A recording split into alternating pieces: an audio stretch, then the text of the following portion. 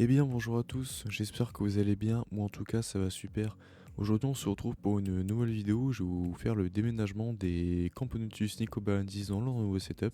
Pour ceux qui sont fidèles à la chaîne YouTube, vous savez très bien que j'avais fait l'unboxing de leur nouveau setup il y a quelques mois en arrière.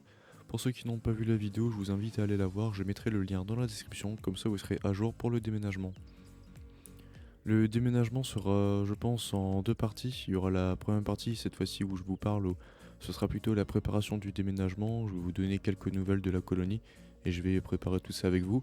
Et la deuxième partie, ce sera plutôt la fin du déménagement et le résultat final, ce qui donnera dans le setup.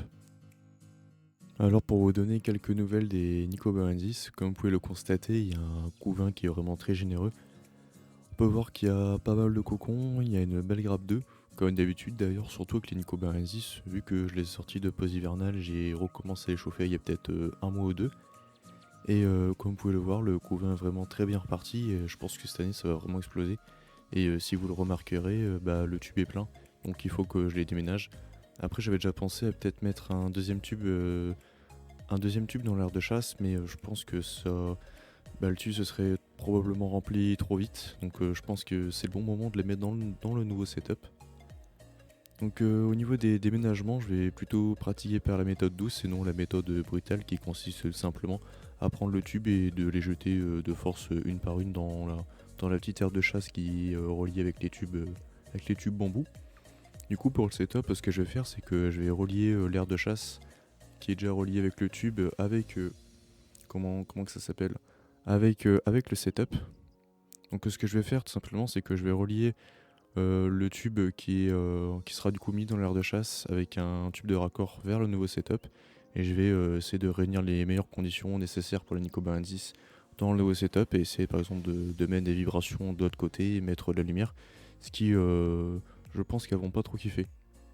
Alors du coup avant de les déménager, il va falloir que je prépare le setup. Tout d'abord il va falloir commencer avec les tubes. J'ai décidé de seulement ouvrir la première trappe, ce qui correspond aux deux tubes du bas. Pour les modifications, j'ai fait mes tests une semaine auparavant. En gros, je trouve que pour garder une bonne humidité au moins une semaine, il faut remplir la réserve d'eau avec une pipette au moins 5 fois. Et après, ça garde une réserve d'eau de minimum entre 5 à 8 jours, ce qui est assez suffisant pour des Nicobarendis, qui demande une humidité qui est, disons, élevée. Après, quand c'est humide, il faut bien sûr que je prenne de l'anti-évasion et que je le mette sur le contour, surtout de l'aire de chasse, du nouveau setup. Après, ce que je vais faire, c'est que je vais retirer l'ancien tuyau de raccord des Nicobarensis et je vais fermer avec du coton ainsi que le tube. Et je vais prendre le tube et tout simplement le mettre dans l'aire de chasse et je vais relier le nouveau tuyau de raccord avec le setup.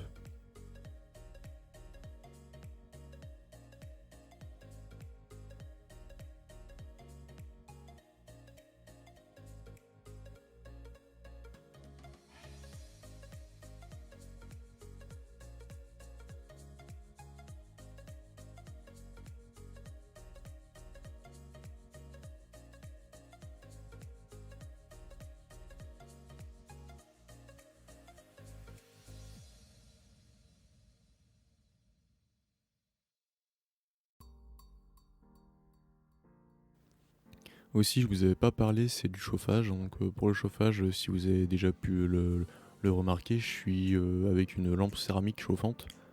Et ça permet de chauffer sur une zone en particulier. Et je trouve que pour établir un point chaud, c'est mieux que les tapis chauffants. Enfin, en termes de zone, bien sûr. Sinon, tapis chauffant, c'est beaucoup mieux parce qu'on peut le régler avec un thermostat, etc. Et là, du coup, pour pouvoir établir un nouveau point chaud dans le nouveau setup, je vais devoir décaler, enfin mettre le setup dans une autre position d'habitude et l'air de chasse pareil. Comme ça, je pourrais permettre à mes fourmis d'avoir un point chaud qui sera convenable pour pouvoir les élever à la bonne chaleur demandée. Et pour les Nicobarensis, là en ce moment, je suis aux alentours des 25 à 28 degrés, ce qui est parfait pour les voir prospérer tout simplement. Maintenant, comme vous pouvez le remarquer, tout est prêt pour pouvoir les déménager convenablement. Et du coup, je vais relier ça dans la partie 2 de la vidéo qui sera postée dans quelques jours. Comme ça vous laissera un peu de suspense et ça fera comme une sorte de mini-série pour la chaîne sur les Nicobarensis. Sur ce, pour ceux qui sont encore là, merci d'avoir regardé la vidéo.